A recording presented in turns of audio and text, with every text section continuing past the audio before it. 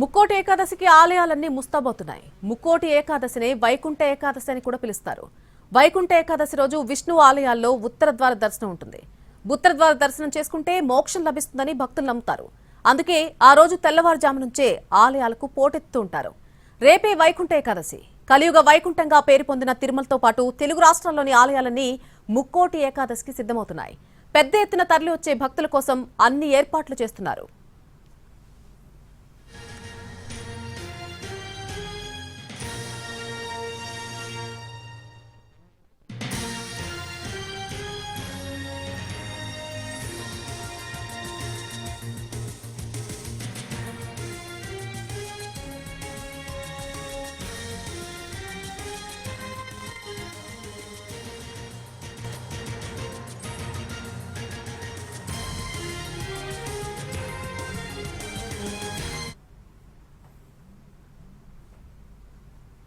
ముక్కోటి ఏకాదశికి ఆలయాలన్నీ కూడా రెడీ అవుతున్నాయి. ముక్కోటి ఏకాదశిని వైకుంఠ ఏకాదశి అని కూడా మనం పిలుస్తూ ఉంటాం.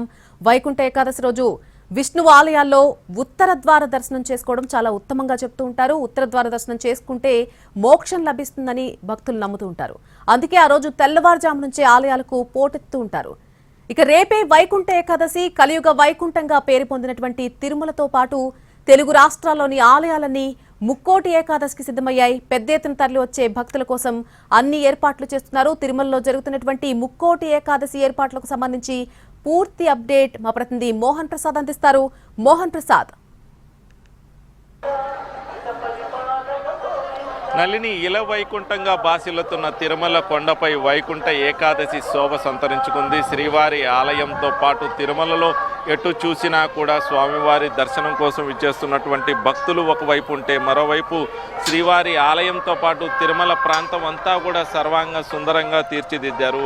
అటు విద్యుత్ దీపాలంకరణ, ఇటు పుష్పాలంకరణతో ప్రత్యేక శోభను సంతరించుకునేలా తిరుమల వైకుంఠ ఏకాదశి పర్వదినం సందర్భంగా ఆలయ అధికారులు అలంకరణ కార్యక్రమాన్ని అయితే నిర్వహించారు. ఇక ఇవాల్టి రోజు అర్ధరాత్రి 12 గంటల 1 నిమిషానికి శ్రీవారి ఆలయం ద్వారాలు తెరుచుకోనున్నాయి. ముందుగా స్వామివారికి తిరుప్పావై పాసురాలతో మేల్కొల్పు కార్యక్రమాన్ని నిర్వహిస్తారు. అటు తర్వాత స్వామివారికి తోమాల సేవ కార్యక్రమం ప్రారంభమవుతుంది. అదే సమయంలో శ్రీవారి ఆలయ అర్చకులతో పాటు జియంగార్లు స్వామివారికి అలంకరించేటటువంటి పుష్పమాలలతో వైకుంఠ ద్వార ప్రదక్షిణ మార్గానికి చేరుకుంటారు. అక్కడ ప్రత్యేక పూజలు నిర్వహించిన అనంతరం వైకుంఠ ద్వారాలను తెరుస్తారు. 12 గంటల 30 నిమిషాలకు ఈ కార్యక్రమం ప్రారంభమవుతుంది. ముందుగా శ్రీవారి ఆలయ అర్చకులతో పాటు జియంగార్లు స్వామివారికి అలంకరించేటటువంటి పుష్పమాలలతో వైకుంఠ ద్వార ప్రదక్షిణ మార్గంలో వెళ్ళి తిరిగి ఆలయంలోకి చేరుకుంటారు. స్వామివారికి తోమాల సేవను పూర్తి అయిన తర్వాత ఈ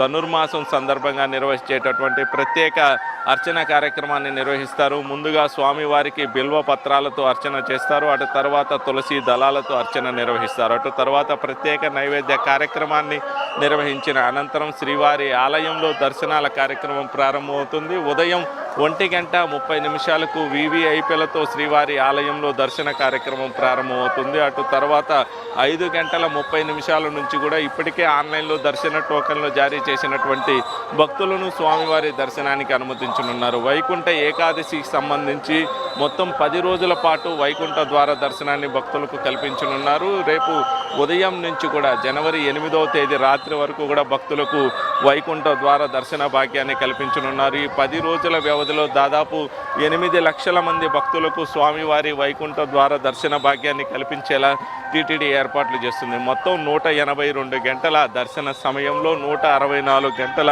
సమయాన్ని సామాన్య భక్తులకు కేటాయించేలా ఏర్పాట్లు చేశారు. రేపటి రోజున శ్రీవారి ఆలయంలో అత్యధిక సమయం దర్శనం కల్పించేటటువంటి సౌలభ్యం ఉంటుంది. రేపటి రోజు దాదాపు 20 గంటల పాటు కూడా భక్తులను స్వామివారి దర్శనానికి అనుమతించనున్నారు. రేపటి రోజు ఉదయం నుంచి కూడా అర్ధరాత్రి వరకు కూడా భక్తులను స్వామివారి దర్శనానికి అనుమతించనున్నారు. దీంతో దాదాపు 72,000 మంది భక్తులు శ్రీవారిని దర్శించుకోనున్నారు.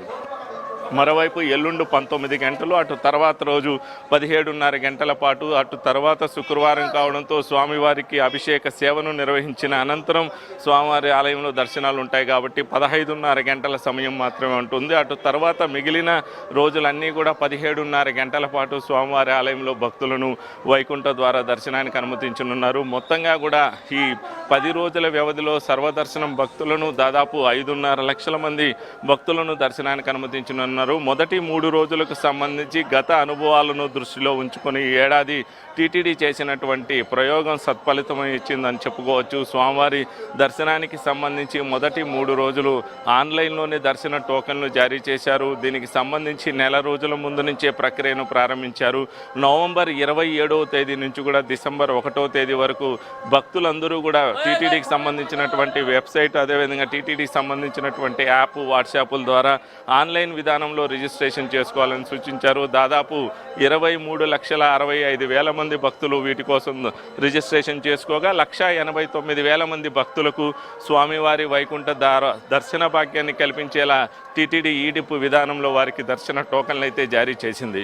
ఇక మిగిలిన 7 రోజులకు సంబంధించి జనవరి 2 నుంచి 8వ తేదీ వరకు కూడా ప్రత్యేక ప్రవేశ దర్శనానికి సంబంధించినటువంటి భక్తులకు రోజుకు 15,000 చొప్పున 1,05,000 టోకన్లను డిసెంబర్ 5వ తేదీనే ఆన్లైన్లో విడుదల చేసింది. ఇక శ్రీవాణి దర్శనానికి సంబంధించి రోజుకు 1000 చొప్పున మొత్తం 7,000 టోకన్లను డిసెంబర్ 5వ తేదీన ఆన్లైన్లో విడుదల చేసింది. ఇక స్థానికులకు సంబంధించి జనవరి 6, 7, 8వ తేదీలలో రోజుకు 5,000 చొప్పున 15,000 మంది భక్తులను దర్శనానికి అనుమతించేలా ఏర్పాట్లు చేశారు. వీరికి కూడా ఈడిపు విధానంలోనే దర్శన టోకన్లు జారీ చేసేలా టీటీడీ ఏర్పాట్లు చేసింది. వీరు కూడా తిరుపతి, తిరుమల, చంద్రగిరి, రేణిగుంట మండలాలకు సంబంధించిన భక్తులు వారి ఆధార్ కార్డు ఆధారంగా రిజిస్ట్రేషన్ చేసుకుంటే వారికి కూడా ఈడిపు విధానంలో దర్శన టోకన్లు కేటాయించారు. డిసెంబర్ 25 నుంచి 27 వరకు రిజిస్ట్రేషన్ ప్రక్రియ కొనసాగింది. 29వ తేదీన ఈడిపు విధానంలో వారికి దర్శన టోకన్లు కేటాయింపు ప్రక్రియ ఇవాల్టి రోజు పూర్తి చేసింది. దీంతో ఆన్లైన్కు సంబంధించిన దర్శన టోకన్లు అన్నీ కూడా పూర్తి చేశారు. ఇక సర్వదర్శనానికి సంబంధించినటువంటి భక్తులు ఎలాంటి టోకన్ లేకుండా తిరుమల చేరుకుంటే వారిని దర్శనానికి అనుమతించేందుకు జనవరి 2వ తేదీ నుంచి కూడా ఏర్పాట్లు చేసింది. జనవరి 2 నుంచి 8వ తేదీ వరకు కూడా దర్శన టోకన్ లేకుండా తిరుమల చేరుకున్నటువంటి భక్తులను స్వామివారి దర్శనానికి అనుమతించబోతున్నారు. మొత్తంగా 10 రోజులకు సంబంధించి ముందస్తు ప్రణాళికలతో టీటీడీ ఏర్పాట్లు చేసింది. దాదాపు 2,400 మంది పోలీసులు, అదేవిధంగా 1,100 మంది విజిలెన్స్ సిబ్బందితో భద్రతా విధుల పర్యవేక్షణ ఉంటుంది. ఏఐ టెక్నాలజీతో పాటు డ్రోన్ టెక్నాలజీని కూడా వినియోగిస్తున్నారు. వారికి సంబంధించి ఎక్కడా కానీ క్రౌడ్ మేనేజ్మెంట్లో ఇబ్బందులు తలెత్తకుండా ముందస్తు జాగ్రత్తలు అయితే తీసుకున్నారు. దీంతో మొత్తంగా ఇవాల్టి రోజున సాధారణంగా అటు తిరుమలలో కూడా పెద్ద సంఖ్యలో భక్తులు చేరుకునేటటువంటి అవకాశాలు ఉంటాయి. స్వామివారి దర్శనం కోసం అటు తిరుమల, తిరుపతి ఉన్న ప్రాంతాలన్నీ కూడా కిటకిటలాడుతూ ఉండేటటువంటి పరిస్థితి ఉంటుంది. కానీ టీటీడీ ఇవాల్టి రోజున అమలు చేసినటువంటి విధానంతో ఆ పరిస్థితి ఎక్కడా కనిపించట్లేదు. ఇప్పటికీ కూడా విఐపీలకు సంబంధించి కూడా తిరుమలకు పెద్దగా తాకిడైతే రాలేదు. ఇవాల్టి రోజు అటు రాష్ట్ర ప్రభుత్వానికి సంబంధించి ఏపీ కేబినెట్ సమావేశం ఉండడం, మరోవైపు తెలంగాణ అసెంబ్లీ జరుగుతూ ఉండడంతో వారికి సంబంధించినటువంటి ప్రముఖులు కూడా ఇప్పటి వరకు తిరుమలకు చేరుకున్నటువంటి పరిస్థితి.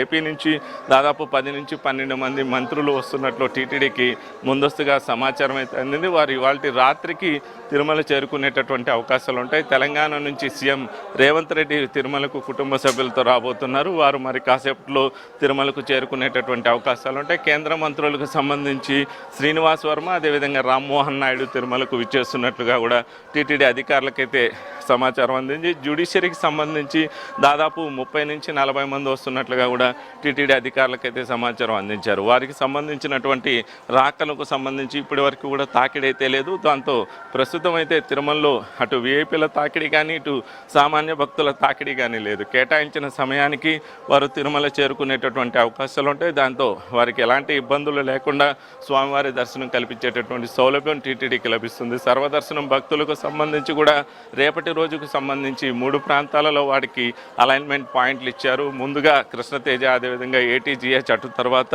శిలాతోరణం, ఈ 3 ప్రాంతాలకు భక్తులు చేరుకోవాల్సి ఉంటుంది. చేరుకున్న తర్వాత వారిని దర్శనానికి అనుమతించేలా టీటీడీ ఏర్పాట్లు చేస్తుంది. 10 రోజుల పాటు శ్రీవారి ఆలయంలో ఆర్జిత సేవలతో పాటు ప్రత్యేక దర్శనాలన్నీ కూడా టీటీడీ రద్దు చేసింది. ఇక సిఫార్సు లేఖలపై జారీ చేసేటటువంటి విఐపి బ్రేక్ దర్శనాలను కూడా రద్దు చేసింది. ప్రోటోకాల్ పరిధిలో ఉన్నటువంటి వ్యక్తులు స్వయంగా తిరుమల చేరుకుంటే వారిని దర్శనానికి అనుమతించేలా టీటీడీ ఏర్పాట్లు చేసింది. మొత్తం 10 రోజులకు సంబంధించి శ్రీవారి ఆలయంలో వైకుంఠ ద్వార దర్శనం సందర్భంగా గత జనవరిలో జరిగినటువంటి ఘటనల నేపథ్యంలో ఈసారి అలాంటివి పునరావృతం కాకుండా మరోవైపు భక్తులకు ఒక సంతృప్తికరమైనటువంటి వాతావరణంలో స్వామివారి దర్శన భాగ్యం కల్పించేందుకు అంటూ కూడా టీటీడీ పూర్తి స్థాయిలో ప్రణాళికలు సిద్ధం చేసింది. ఇక తిరుమలకు సంబంధించి అన్నప్రసాద వితరణ కూడా భక్తులకు అందుబాటులో ఉండే విధంగా టీటీడీ ఏర్పాట్లు చేసింది. ఉదయం 7 గంటల నుంచి రాత్రి 12 గంటల వరకు కూడా అన్నప్రసాద వితరణతో పాటు మరిన్ని సెంటర్లు ఏర్పాటు చేసి భక్తులు ఎక్కడైతే ఎక్కువగా ఉంటారో ఆ ప్రాంతాలలో అన్నప్రసాద వితరణ చేయబోతున్నారు. దాదాపు 16 రకాలతో ప్రత్యేక మెనూనైతే ఏర్పాటు చేశారు. భక్తులకు సులభతరంగా ఆహార పదార్థాలు అందించేలా ఏర్పాట్లు చేశారు. ఇక కంపార్ట్మెంట్లో వేచి ఉన్నటువంటి భక్తులకు తాగునీటి సౌకర్యంతో పాటు ప్రస్తుతం వాతావరణాన్ని దృష్టిలో ఉంచుకొని వారికి ఎప్పటికప్పుడు వేడిగా ఉన్నటువంటి ఆహార పదార్థాలు అదేవిధంగా టీ కాఫీ వంటివి అందించే విధంగా కూడా ఏర్పాటు చేశారు. ఇక తిరుమలకు సంబంధించి భద్రతా పరంగా ఏర్పాట్లు చేయడం, వారికి సంబంధించినటువంటి ఆహార పదార్థాలు అందించడంలో పూర్తిస్థాయి ప్రణాళికలతో ముందు ఉండడం, వీటన్నిటికీ మించి స్వామివారి దర్శనానికి సంబంధించి ఎలాంటి ఇబ్బందులు లేకుండా క్యూ లైన్లో చేరుకునే విధంగా కూడా ఏర్పాట్లు చేశారు. జనవరి 2వ తేదీ నుంచి కూడా సర్వదర్శనం భక్తులు ఎలాంటి టోకన్ లేకుండా తిరుమల చేరుకుంటే దర్శనాన్ని కల్పించేటటువంటి వెసులుబాటు కల్పించిన నేపథ్యంలో తిరుమలలో ప్రత్యేకంగా క్యూ లైన్లు కూడా ఏర్పాటు చేశారు. ప్రస్తుతం తిరుమలలో వైకుంఠం క్యూ కాంప్లెక్స్తో పాటు నారాయణగిరి ఉద్యానవనంలో కంపార్ట్మెంట్లు ఉన్నాయి. అటు తర్వాత కృష్ణతేజ సర్కిల్ నుంచి కూడా బాటగంగమ్మ ఆలయం అదేవిధంగా శిలాతోరణం ఆక్టోపస్ సర్కిల్ వరకు కూడా క్యూ లైన్లు ఉన్నాయి. అంతకు మించి జనం తిరుమల చేరుకుంటే ఎలాంటి తోపులాట్లు లేకుండా వారిని దర్శనానికి అనుమతించేందుకు ఔటర్ రింగ్ రోడ్నే ఒక క్యూ లైన్గా మార్చివేశారు. అక్కడ భక్తుల సౌకర్యార్థం తాత్కాలికమైనటువంటి ఏర్పాట్లు చేయడంతో పాటు క్యూ లైన్లో ఎలాంటి ఇబ్బందులు లేకుండా జిగ్జాగ్ విధానంలో క్యూ లైన్ ఏర్పాటు చేశారు. దీంతో భక్తులు తోపులాట్లు లేకుండా క్యూ లైన్లో ప్రవేశించి స్వామివారిని దర్శించుకునే అవకాశం కల్పిస్తున్నారు. ఇక తిరుమలకు సంబంధించి పుష్పాలంకరణలో కూడా ఈ ఏడాది ప్రత్యేకంగా చేస్తున్నారు. దాదాపు 45 టన్నుల పుష్పాలతో శ్రీవారి ఆలయంతో పాటు తిరుమలలోని ముఖ్య కూడల్లో పుష్ప అలంకరణ చేస్తున్నారు. దాదాపు ఇవాల్టి రోజే 15 టన్నుల పుష్పాలను వినియోగించారు. మొదటి రోజు, 4వ రోజు, 7వ రోజు ఇలా 3 విడతల్లో పుష్ప అలంకరణ చేయబోతున్నారు. ఇక శ్రీవారి ఆలయం ఎదుట స్వామివారిని దర్శించుకొని వెలుపలకు వచ్చినటువంటి భక్తులకు మరో దివ్యానుభూతిని కలిగించేందుకు అన్నట్టుగా కూడా ఆలయం ఎదుట శ్రీరంగనాథ స్వామి ఆలయం తరహాలో ఇక్కడ ఒక సెట్నైతే ఏర్పాటు చేశారు. ఉద్యానవన శాఖ ఆధ్వర్యంలో వారు వివిధ రకాల పుష్పాలతో ఈ అలంకరణ కార్యక్రమాన్ని నిర్వహించారు. స్వామివారు శ్రీరంగంలో ఎలా ఉంటారో అలాంటి మూర్తులను ఏర్పాటు చేశారు. మరోవైపు ఇక్కడ ఒక దివ్య అనుభూతిని కలిగించేలా పుష్ప అలంకరణ చేశారు. అదేవిధంగా వివిధ రకాల పదార్థాలను కూడా ఈ అలంకరణలో అయితే వినియోగించారు. మొత్తంగా ఇల వైకుంఠాన్ని తలపించేలా తిరుమలనైతే అలంకరించారు. స్వామివారి దర్శనం కోసం విచ్చేసేటటువంటి భక్తులకు ఎలాంటి ఇబ్బందులు లేకుండా స్వామివారి దర్శన భాగ్యాన్ని కల్పించేలా టీటీడీ అయితే ముందస్తు జాగ్రత్తలు తీసుకుంది. వారు అనుగుణంగా చేసినటువంటి ప్రణాళికలన్నీ కూడా సత్ఫలితాలు ఇచ్చాయని చెప్పుకోవచ్చు. ఇక పార్కింగ్ సంబంధించి కూడా ఎలాంటి ఇబ్బందులు లేకుండా అదనపు పార్కింగ్ ప్రదేశాలను ఏర్పాటు చేశారు. వారు ఏ ప్రాంతానికి చేరుకోవాలి, ఎక్కడి నుంచి నిష్క్రమించాలన్నటువంటి వివరాలన్నీ కూడా టికెట్లోనే పొందుపరిచేలా కూడా టీటీడీ జాగ్రత్తలు తీసుకుంది. దీంతో భక్తులు ఒక ప్రశాంతమైనటువంటి వాతావరణంలో స్వామివారిని దర్శించుకునేటటువంటి సౌలభ్యం లభిస్తుందని కూడా అధికారులు పేర్కొంటున్నారు. Nelli right Mohan, thanks for the live dates.